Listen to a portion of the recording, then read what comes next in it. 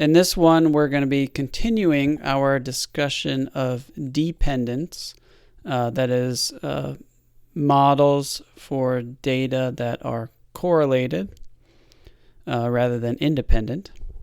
And we're going to do that by specifically looking at time series models and a little bit more general type of model called the Gaussian process model, which can be used for time series data, spatial temporal data, all kinds of different types of applications.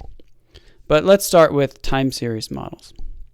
So if you recall the Ithaca weather data, the response here, y sub I, is the maximum temperature on day I. And here's one potential model for this data. As we know, temperatures are colder in the winter, as we're starting to experience, and warmer in the summer in the northern hemisphere. And so if we were going to write down a model for the response, it should probably have allow it to have that kind of feature. So the way we're going to do that in this model is we're going to add two covariates. The first one, xi1, is the cosine of day of the year, so 2 pi I, where I is day of the year, divided by 365. And then the other covariate is the sine, so sine of 2 pi I over 365. So this is a way of making the expected value of y, it's an intercept plus a sinusoid with period equal to 1 year. Now you could also write this as like cosine 2 pi I over 365 minus like a phase shift.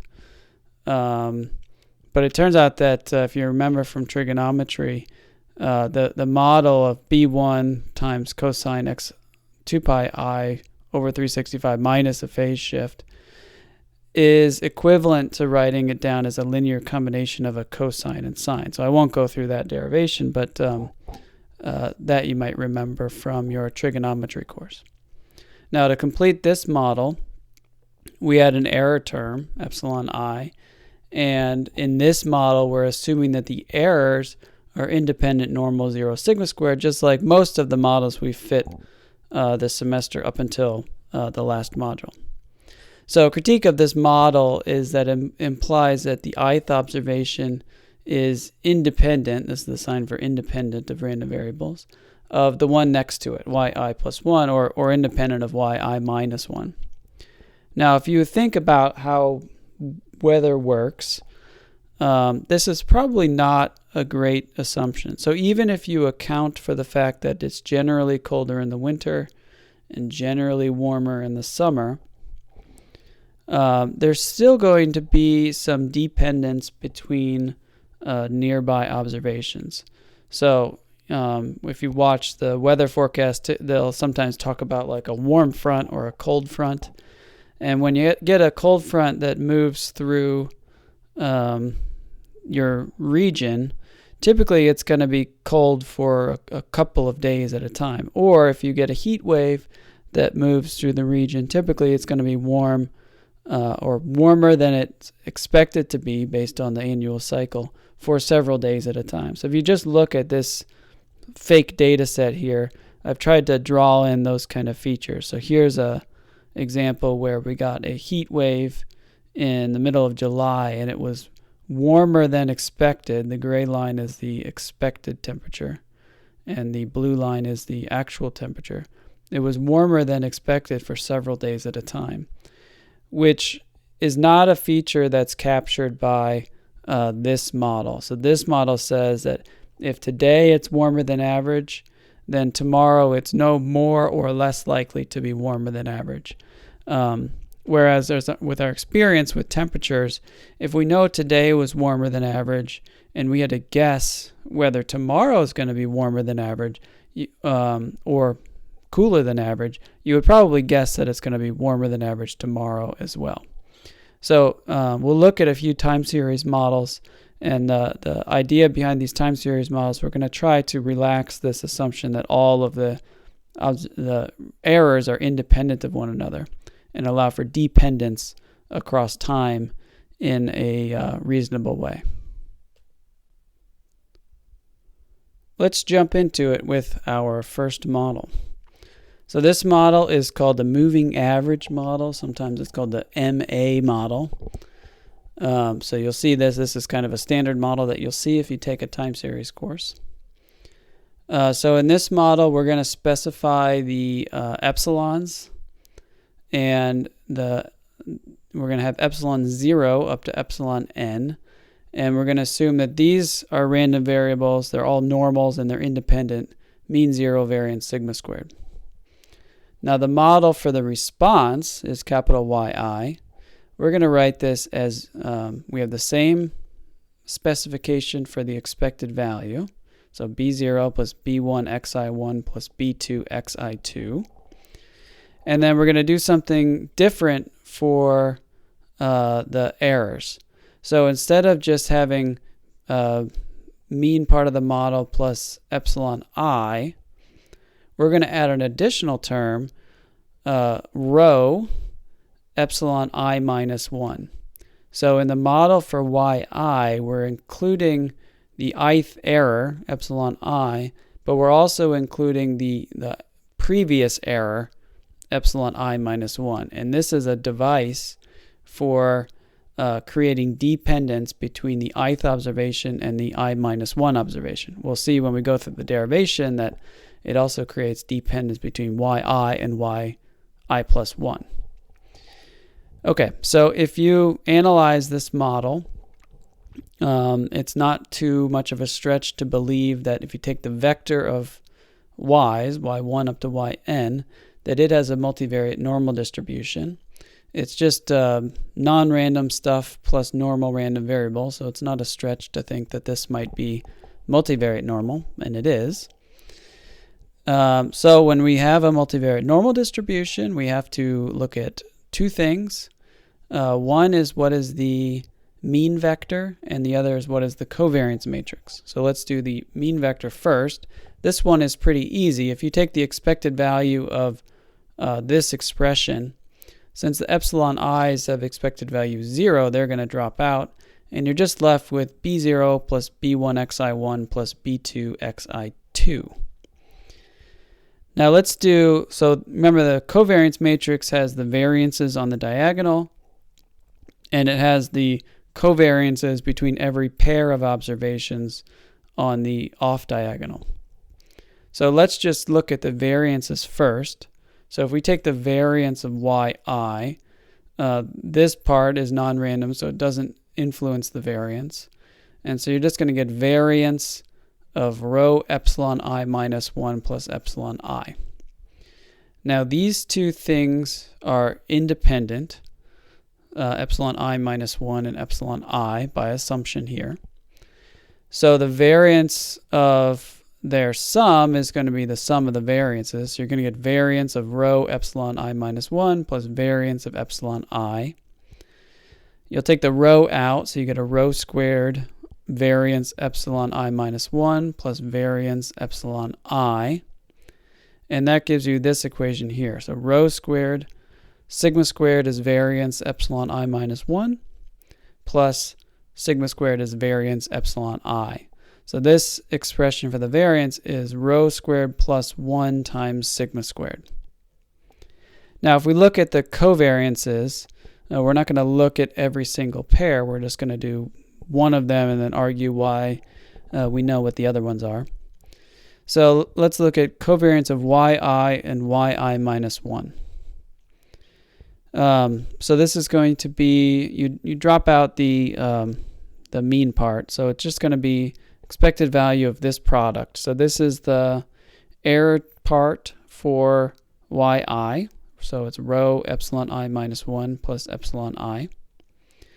And this is the error part for yi minus 1. So if you were write down an equation for yi minus 1, it would include in a term for I minus 2 and the term for epsilon I minus 1. So this is the error term for yi minus 1. Rho I minus 2 plus rho epsilon I minus 2 plus epsilon I minus 1. Now we just have to take the product of these two. So you get rho squared expected value of this. And that's a typo. This should say epsilon I minus 1 times epsilon I minus 2. I'll fix that in a second. And then you get rho times epsilon I minus 1 times epsilon I minus 1. That's this term. And then you get epsilon I times rho epsilon I minus 2. That's this term. And then you get epsilon I and epsilon I minus 1. That's that term there. So if you look at these, remember this is going to be an epsilon I minus 2 when I fix that typo. So you're taking the expected value of those products, so that's going to be 0 because they're independent. If you look at this term, this is just the variance of epsilon I minus 1. So this is going to be rho times sigma squared. This is going to be 0 because it's these two random variables are independent. And this term's also going to be 0 because these two random variables are independent. So you get 0 plus rho sigma squared plus 0 is rho sigma squared. So if you take the covariance between between a pair of random variables that are separated by 1, so I and I minus 1, the covariance is rho times sigma squared. Now, it's not too hard to imagine that if you did covariance of yi plus 1 and yi, you'll get the same thing. And then if you take the covariance between like y1 and y3, so separated by 2, you're not going to have any overlap between the epsilons in the error terms. And so those covariances are all going to be 0. So if you take all this information and put it into a covariance matrix, you're going to get something that looks like this. So the variances are going to be sigma squared times rho squared plus 1. Those go along the diagonal. And then if you have two observations separated by 1, which correspond to the elements of the matrix, one diagonal off the main diagonal, so below and above, you're going to get sigma squared times rho, which is the calculation we did here. So here we have y is normal, xb sigma theta. If we go back to the very beginning, this is exactly the most general model we've studied so far.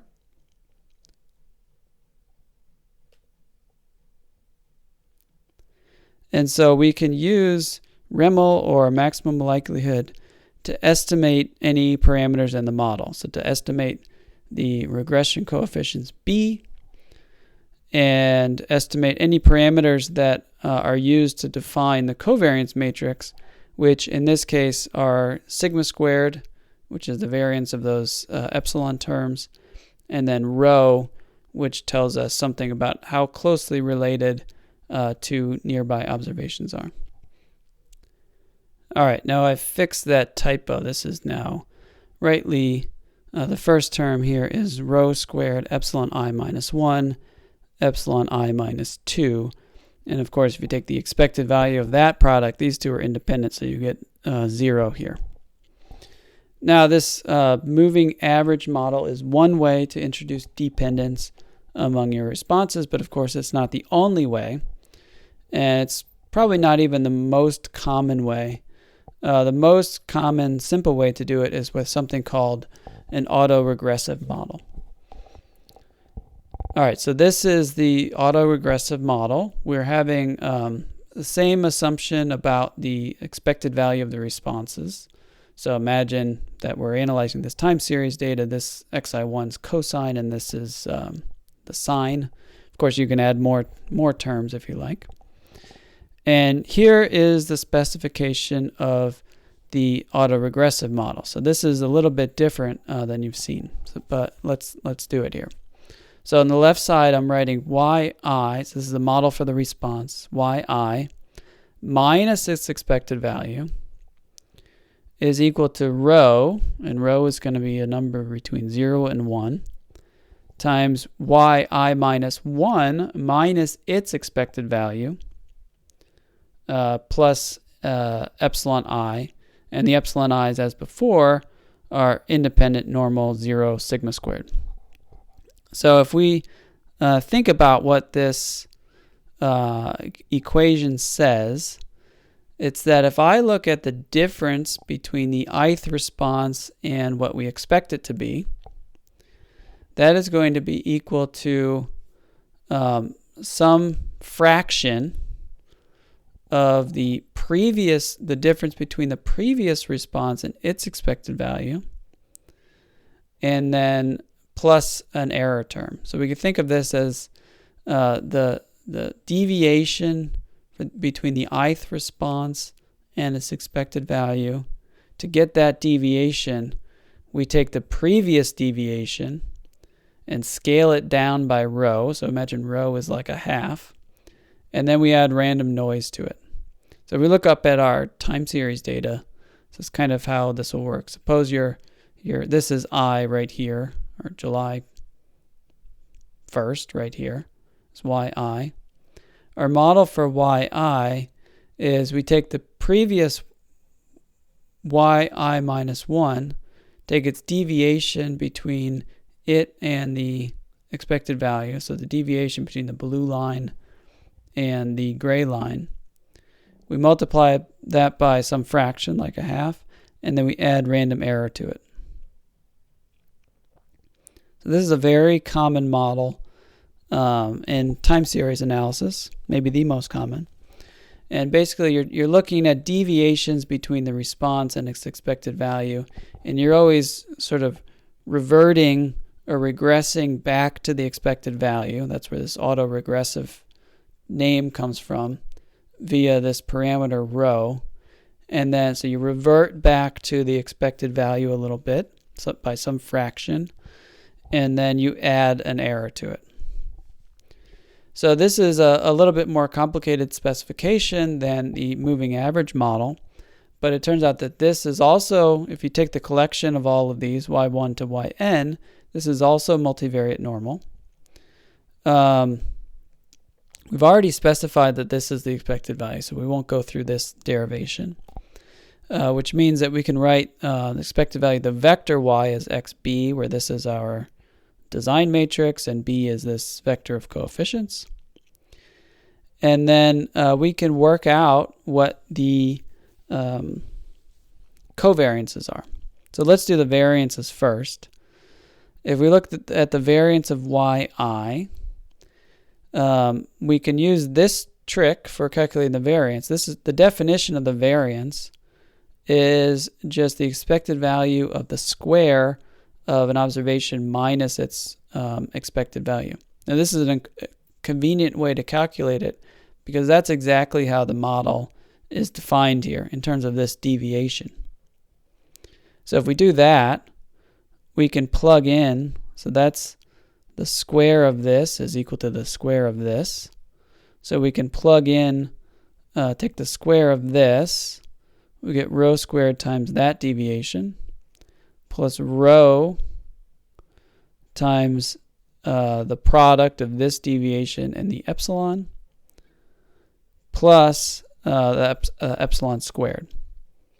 So we know that this first term is going to be just the rho squared times the variance of yi minus 1, because this is just the expected value of this thing is just the definition of the variance of yi minus 1.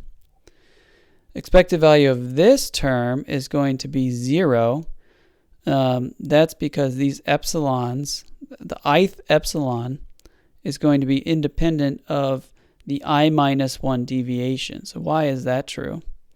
If you look at the I minus 1, if you were to write an equation for the I minus 1 deviation, you can write it out as a linear combination of the epsilon i's up to epsilon I minus 1. So it won't include epsilon I. And so these two things are independent. So this term, the expected value of this term is 0. Now that's a bit of a longer derivation to get that, but and we won't go through it here. So if you didn't follow that heuristic explanation, that's okay. And then you take the expected value of this, that's just the variance of the epsilon I, and that is sigma squared. Now, because this is something called a stationary process, the variance of yi minus 1 is equal to the variance of yi. So you have this kind of recursive formula. So the variance of yi is equal to rho squared times the variance of yi minus 1 plus sigma squared. And under this assumption that they're equal, you can work out through a geometric series actually, no, you can just solve for it. And if you solve for the variance, if you plug in this, variance yi minus 1 because variance yi, you can solve for it in terms of sigma squared and rho, and it just becomes sigma squared over 1 minus rho squared.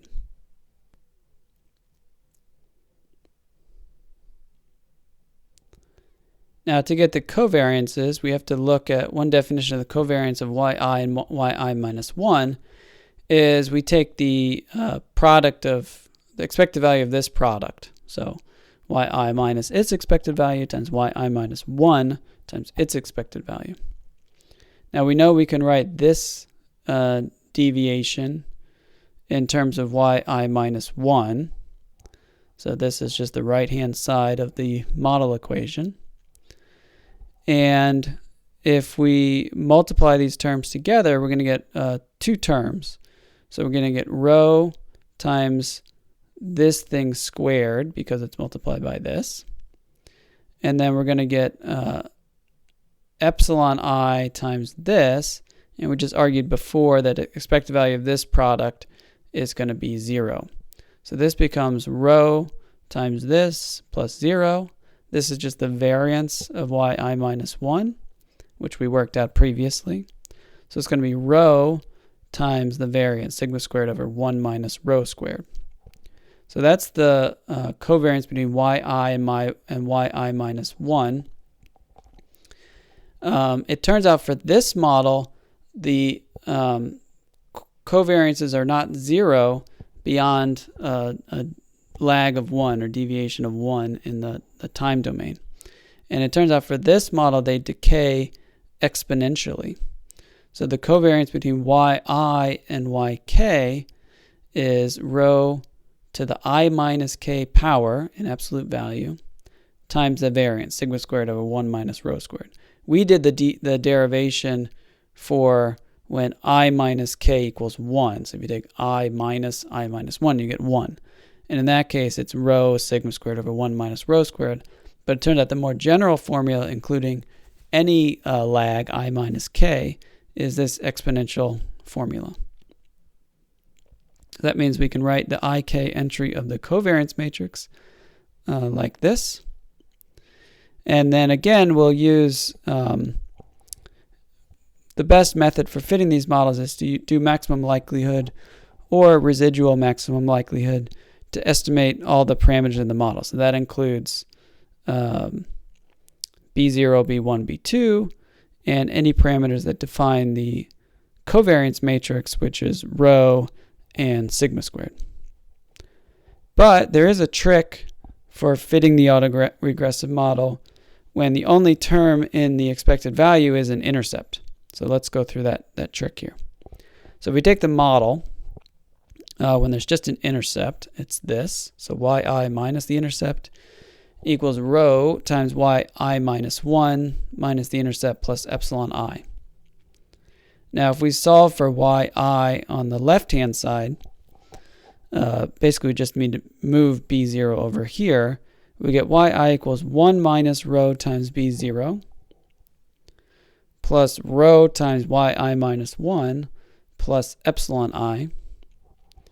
And then if we just define this thing, this product to be a0 and rho to be a1, then we can write the model like this. yi equals a0 plus a1 yi minus 1 plus epsilon I. Now this looked exactly like the simple linear regression where here the covariate is not some extraneous other variable, xi, it's the previous response, yi minus 1.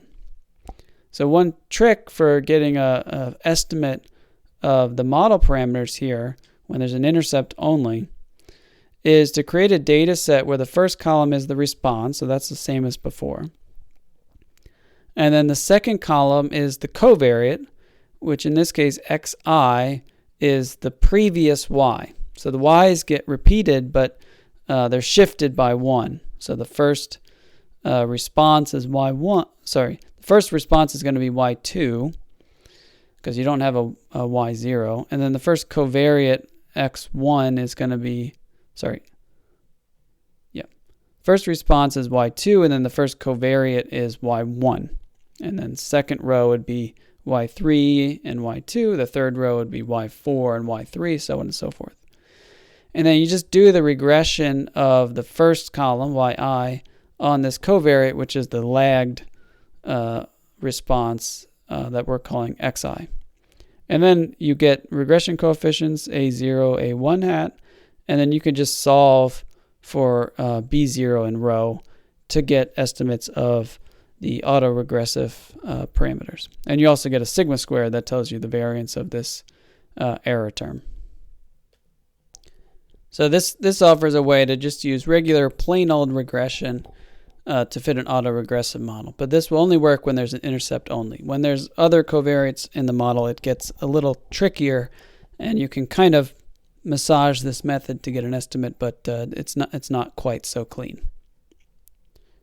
All right, so with autoregressive models and moving average models for that matter, we can look at higher order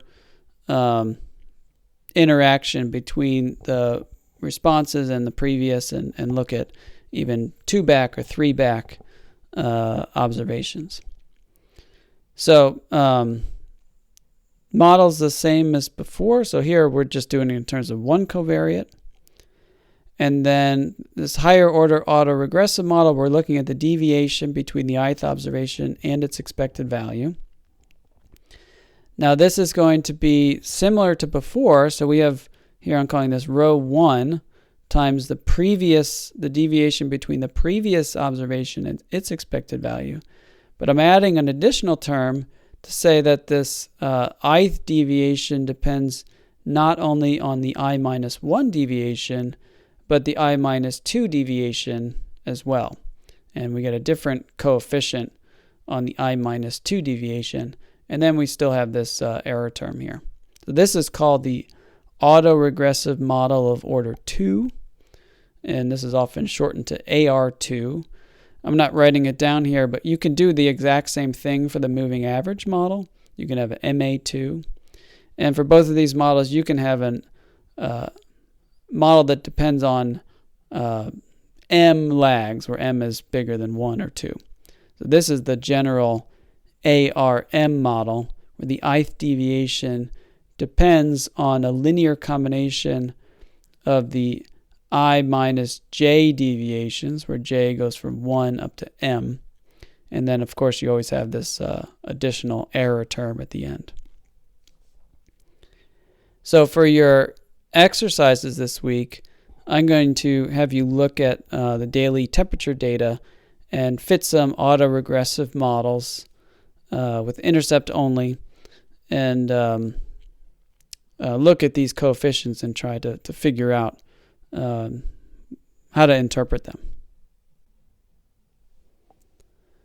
All right, now at the end of the semester, I like to do something that's a little bit more current. So I'm going to spend a few pages talking about something called the Gaussian process model, which sounds really fancy and complicated, but it's really not. Well, it can be if you want it to, but understanding the basic model is really not beyond the reach of what you've done so far. All right, so let's dig into it. So the Gaussian process model has this setup. So it's really not too much different from what we've seen before. We have responses, y1 to yn. The extra piece here is we have something that we're calling inputs, T1 up to Tn. So we'll have a picture here we'll look at. But think of these as like time points. So we observe the responses at particular time points. And then we may also have covariates. So in this case, I'm just writing one covariate, but you could have multiple covariates if you wanted to. So here's a picture of what a data set might look like. The horizontal axis here is the TI axis. So these are what I'm calling the inputs. And if you need something concrete, just think of these as this is a time axis, and we're observing the response at these particular times, so T1, T2, up to T7. And at each of these times, we get to see a response. If you need a concrete example in mind, suppose this is temperature again. And we get to see what the temperature is at each of these time points. So this is a little bit different from the moving average and the autoregressive model because in those two models, we assumed that the observations were observed at integer time points, whether those were minutes or days or whatever. Here in this model, we want to have a model for things that we could observe at any time point. So temperature is a good example for that. At any time point, we could walk outside and hold the thermometer up and get a temperature reading. And if we're going to collect the data that way, we need to have a model that accounts for the fact that we have this kind of irregular sampling pattern. If you think about applying the autoregressive model to this data, you might say these two have some correlation rho, but T2 and T3, these are farther apart in time, so their correlation should probably be smaller than the correlation between the observations at T1 and T2, and definitely smaller than the correlation between the observations at T4 and T5, because these are sampled very closely together in time. So the Gaussian process model tries to build reasonable models for this kind of data, where the correlation between observations at two different inputs depends on how close those inputs are to each other. So in analyzing data that look like this, a goal is often to infer relationships between the response and a covariate. I haven't drawn a covariate on this plot, but we may have some other piece of information that's observed at each of these time points. And for this type of data, we don't want to assume that all the observations are independent of one another, just like we did with the temperature data from before. And so when we do the regression of y on x, we want to account for the fact that the observations are dependent. Another very common goal for this type of data is to do an interpolation or an extrapolation or forecast of the response at a new time. So say, for example, you intended to observe the temperature at a time between T2 and T3, but your family member called and you couldn't go take the measurement, but you still want to return a prediction for what the temperature would have been at this intermediate time point. So that's often one of the goals of analyzing data that have this form. Okay, so let's jump into the model. Now this is going to look very familiar. Yi is equal to a linear part, so b0 plus b1 xi. Here we just have one covariate, but of course we could add more. Plus an error term that for various reasons people use z instead of epsilon, but so this is just a random variable, zi. These two parameters, like before, are not random. Xi is observed, that's part of the data set. And we assume a model for the z's. So z1 up to zn is the vector of these, think of these as errors. This has a multivariate normal distribution, mean 0, covariance matrix sigma. which implies that if you look at the distribution of the y's, the responses, this is normal XB covariance matrix sigma. So this is, like I said, this should look very familiar because this is the exact same assumption we've been making, the most general assumption for a vector of responses, multivariate normal mean, linear mean, and some covariates, and then some covariance matrix.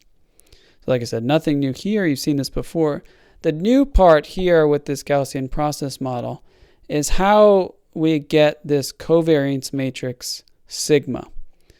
And so this part is going to be a little bit different from before. All right, so let's go back to the goals here. We want to infer relationships between y and x, and we want to be able to interpolate or extrapolate y at a new time tn plus 1.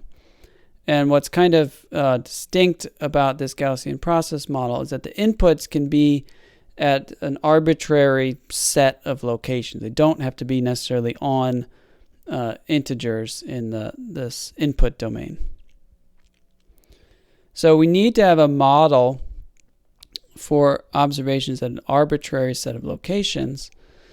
We need to have a method for constructing sigma that would allow us to get the covariance between Z1 and Z2 for any potential pair of inputs T1 and T2. Remember, Z1 is the error for the observation at input T1. Z2 is the error for the observation at input T2. And to form this covariance matrix, we need to get the covariance between every pair of these. So we need to be able to write down the covariance for any arbitrary pair of inputs. So for that, we need a covariance function. So we need to be able to say, basically, we need to be able to say this observation is at this time point, this observation is at this other time point, and no matter what they are, they could be square root of 2 and 97. We need to be able to say, well, what's the covariance between two observations at square root of 2 and 97? So we need this kind of continuous function that we call a covariance function. And here I'm going to call this K of T1 and T2. So this is the sort of the way we note or write down the covariances in notation. Covariance between Z1 and Z2, these two errors, is a function K of the inputs T1 and T2. So once we have this function K, we can take an arbitrary set of inputs, plug in every pair of inputs Ti and Tj, and construct the covariance matrix. On top of that, if we want to make a prediction or interpolation or extrapolation at a new input, Tn plus 1, to do that prediction, we're going to have to we're going to have to know what's the covariance between the observation at this new location and the observations that we actually have, I equals 1 to n. So we need to be able to get this covariance as well. And if we have this continuous function, we'll be able to get this as well. And this is useful for prediction.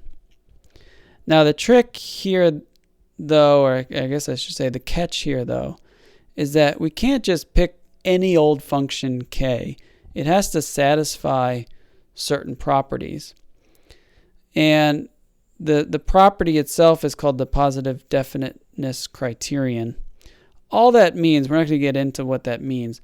All that means is that we have to pick a function k so that when we go to use it to construct the covariance matrix sigma, that covariance matrix needs to be positive definite. If you think about this, this is a little bit tricky because we have to come up with this function that for any set of input locations, T1 to Tn, if we use that to fill in the covariance matrix, we have to guarantee that that covariance matrix is positive definite, which is the requirement for the multivariate normal distribution. Luckily, some very smart people have figured out how to construct such functions, k, that automatically give you a positive definite covariance matrix. And here are just a couple of examples. There are infinitely many examples, but here are just a couple. So k at inputs t1 and t2. I'm taking t1 and t2 just to distinguish one from the other. So one definition of what's called a positive definite function is the exponential function. So it has two parameters, sigma squared and r. So and then it's just sigma squared times e to the negative distance between the two inputs, so t2 minus t1 absolute value, divided by some parameter r, which tells us how quickly this exponential decays. So if you look at, so I did this in blue, this corresponds to this blue line on this plot. So the horizontal axis here is the difference between the two input times. And then the blue line is what this function looks like, as this covariance function looks like as a function of these two, the difference between the two inputs. Here's another one that's somewhat common. Basically, you take the exponential, but you put in this intermediate term, 1 plus the deviation over this r, this range parameter. And this function looks kind of like this. It kind of tapers off at 0 and comes down smoothly away from here. And there's various reasons why you would choose one or the other that I'm not going to get into. And then there's all kinds of other functions that you could use. But just I wanted to give you a couple of concrete examples because this kind of looks very general and hard to digest concretely. But there are functions that people have figured out. These are just a couple of them, and these are what those functions look like. And for any given application, you're going to want to choose an appropriate function or try several of them and see which one fits the best. So this model has a few parameters. There's going to be regression coefficients here, B0, B1, plus others if you have more covariates. And then in the covariance function, k, you're typically going to have additional parameters that describe the covariances. So in these two examples, there's two parameters, sigma squared and r. Sigma squared tells us the variance. So if you have T1 and T1, which is the covariance between Z1 and Z1, which is the variance of Z1, you're going to get sigma squared times e to the 0. So that's just sigma squared. So sigma squared measures the variance of the error term. And then r tells us how quickly the covariances decay as two inputs move far apart from each other. So this one has two parameters, sigma squared and r, which have interpretations. So to estimate any parameters in the model, we typically use maximum likelihood or residual maximum likelihood. And then we use, since the model says that the responses are multivariate normal, some mean vector and covariance matrix, we can use properties of the multivariate normal distribution to make predictions at new locations. And on top of that, we can use generalized least squares to do estimation of any parameters and get standard errors for those regression coefficients. Now, we haven't studied this semester the conditional distributions for multivariate normal, but that's writing this down here. This is something that's also not beyond your reach at this point. This involves some matrix equations that matrix inverses. So this is not too difficult to understand. We just didn't have time to cover it this semester. So we use multivariate normal distribution to make predictions. Now, these Gaussian process models are a very active area of research in statistics and machine learning, artificial intelligence. This is what I do for a living. And some of the things we think about with Gaussian process models is one of them, how do we construct realistic models? And typically we think a lot about this covariance function. How do we figure out what is a realistic way that the covariances depend on the input locations? And then there's also a lot of effort into how do we do computations when we have really large data sets? Just to give you a flavor of what I mean by that is, suppose you had a data set with 100,000 observations, 100,000 input locations. To do maximum likelihood, you have to form this covariance matrix, which is going to be a 100,000 by 100,000 matrix. And on most computers, you can't even store that matrix in computer memory. So you're kind of like dead from the start. You can't really do anything. And so people like me spend a lot of time thinking about how we can do approximate computations when we have really big data sets like that. And then just to give you a flavor of the kind of data sets we work with, this here is wind speed data from a satellite called Jason 3. So the satellite is, flying around the Earth, and it's looking down at any given time. And this particular satellite uses something called a scatterometer to infer the wind field, wind speeds at the surface. And it only measures wind speed over oceans. So that's why there's only observations over water and none over land. So this is what we would call spatial temporal data, because the satellite can only measure the wind speed or infer the wind speed at the location that it happens to be over at a particular time. So these are wind speed values from 6 days of the satellite orbiting the Earth. And so one question you might have is, how do we build a model to optimally use this data set to predict the entire wind speed field at one time point in the middle? So this is like 6 days in August 9, or 10 to 16 or something like that. And we want to know what is our best guess of the entire wind speed field on August 12th at noon Eastern time.